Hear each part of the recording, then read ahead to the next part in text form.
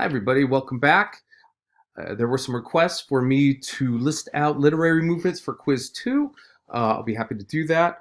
Again, that's a good way to make sure that you're, squeezing as many points as possible out of your answers, and also knowing what literary movements a work of literature can fall under helps you understand how different pieces of literature relate. It doesn't mean everything that falls under a movement is going to be uh, sharing all elements with everything else, but it helps to keep a conversation and a discussion going about what makes certain pieces of literature similar to each other in some ways, won't make some difference.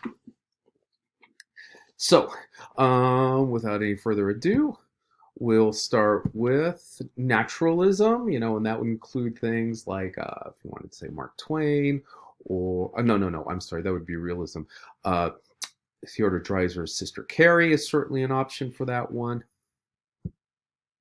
Realism, I don't think we have anything looking at realism in terms of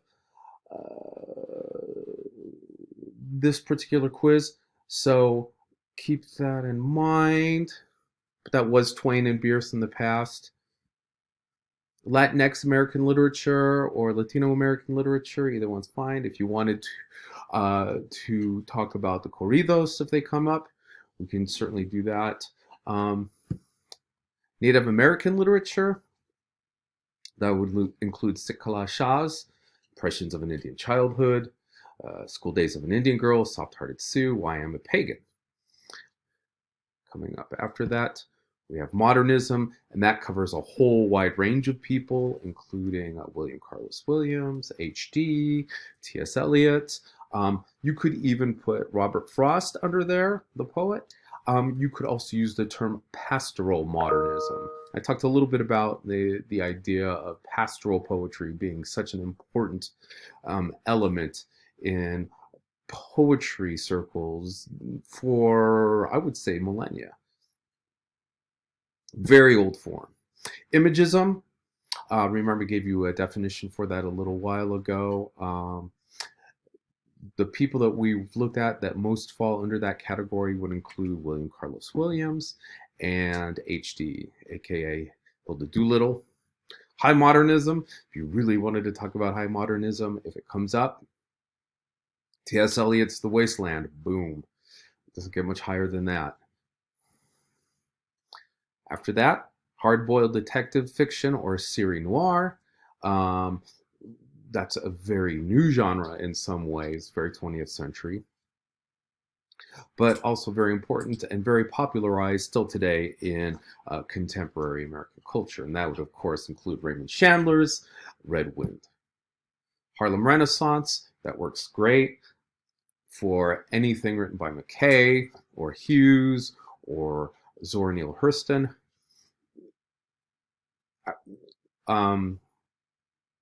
Zora Neale Hurston could also be, her story cycles could also be put under regionalism if you wanted to, but I think Harlem Renaissance works better for her. And coming up next, Southern fiction.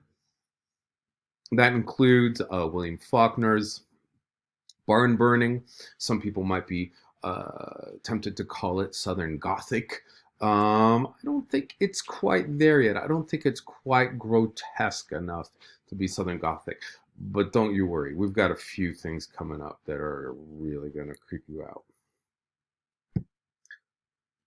That leads us to William Faulkner, 1897 and 1962. Really important, preeminent writer in the first third of the 20th century. I would say first half. And one of the things he's really important for, in addition to being a writer of the postbellum South, postbellum meaning post-war, after the war, he really helped to develop this notion of the stream of consciousness writing technique. And that's just that flow of ideas and language that mimics how we think in our head without necessarily stopping or organizing our thoughts or putting in periods or things like that.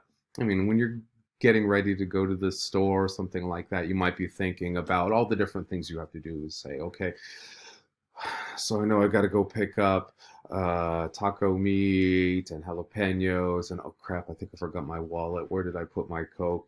Okay, no, that's fine. I got all of that stuff. I also need to get more paper towels. The thoughts just kind of flow in and out of each other. And of course, a lot of people who are new to this kind of writing style, they saw this as bad writing, as a bad technique. But it really is an important way of fashioning the way people think. And it does come out of the idea of psychoanalysis and also the unconscious, that huge flow of information that's constantly coursing through us. And Faulkner is also really well known for making up this whole fictional county in Mississippi called the Yakna County. And practically everything he's written takes place in there. As I Lay Dying, Absalom, Absalom, Sound and the Fury, Rose for Emily, Sanctuary. The list goes on and on and on and on and on. Barn Burning too. And really, what he does is help to fashion this idea of what the South is after the Civil War, especially for Southern whites. Spoiler alert, Southern whites don't come out looking too good. Anyway, if you really want to read some of the stream of consciousness work from William Faulkner, I would suggest As I Lay Dying or Sound and Fury. But I won't talk about this too much. And if we had to use one adjective to describe Faulkner other than Southern, elegiac is a good one. He's an elegiac writer. He's mourning, in some ways, dying traditions of the South. And that doesn't mean that he's mourning the death of slavery, but this certain sense of gentility and manners and propriety or properness that was there before. Even like a sense of chivalry. There's something almost English about the South before the Civil War. They really, really were into that kind of mindset. Part of it is this, their messed up class system, of course. One of the most popular books before the Civil War in the South was Ivanhoe, which was this courtly romance written 1600s, the 1500s. In the 1500s by a really important member of Queen Elizabeth's court. And his name is escaping me, of course. But anyway, he's seeing the ravages of racism and also industrialization and the speeding up of life as really changing the South, and not necessarily in good ways. And Faulkner is also really known for really being able to get inside psychologies of characters and making them believable, giving them whole constellations of motives and belief systems and loves and hates and particular language that goes with that. And I'm sure you've definitely seen that when you read Barn Burning.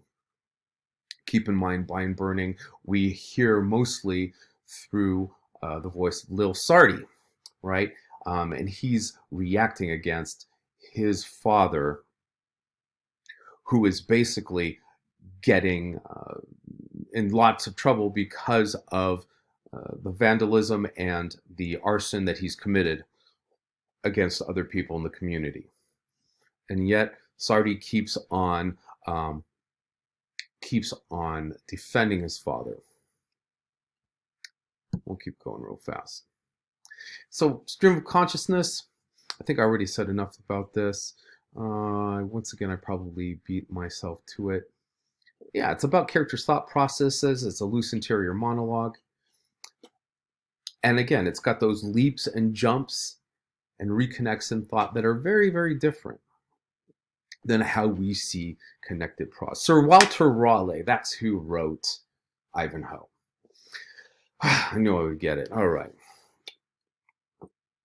And it is almost like an interior monologue. It's something that a character says to themselves.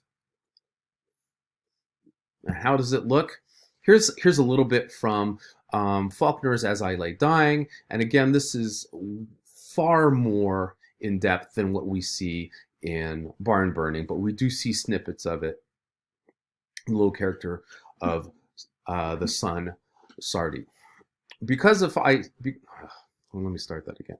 Because I said if you wouldn't keep on sawing and nailing it until a man can't sleep even, and her hands laying on the quilt like two of them roots dug up and dried and washed, and you couldn't get them clean. I can see the fan in Dewey Dell's arm. I said if you just let her alone, sawing and knocking and keeping the air always moving so fast on her face that when you're tired you can't breathe it, and that goddamn ad's going one lick less. One lick less. One lick less until everybody that passes in the road will have to stop and see it and say what a fine carpenter he is. If it had just been me when Cash fell off that church, and if it had just been me when Pa laid sick with that load of wood fell on him, it would not be happening with every bastard in the county coming in to stare at her, because if there is a God, what the hell is he for? It would be just me and her on a high hill, and me rolling the rocks down the hill faces and the teeth, and all by God until she was quiet, and not that goddamn ants going one lick less. One lick less, and we could be quiet. So again, that's a mouthful. But again, it's about taking that raw thinking power that is going on inside somebody's head and putting it out to the exterior. I think that's all we have for that. Few other notes about As I Lay, excuse me, not As I Lay Dying, but about Barn Burning is that one of the phrases that you'll see in it again and again is the pull of blood. Um, the draw that Lil Sardi has to keep on defending his father, who in all reality is a terrible, vicious, cruel man. He was a mercenary who actually stole during the Civil War, and is just an overall terrible person who meanly hits his mules and stuff like that. At the end, I'm not going to spoil it. I'll leave it just right there if you haven't finished it. Anyway, I hope you enjoy the reading, and I'll see you next time.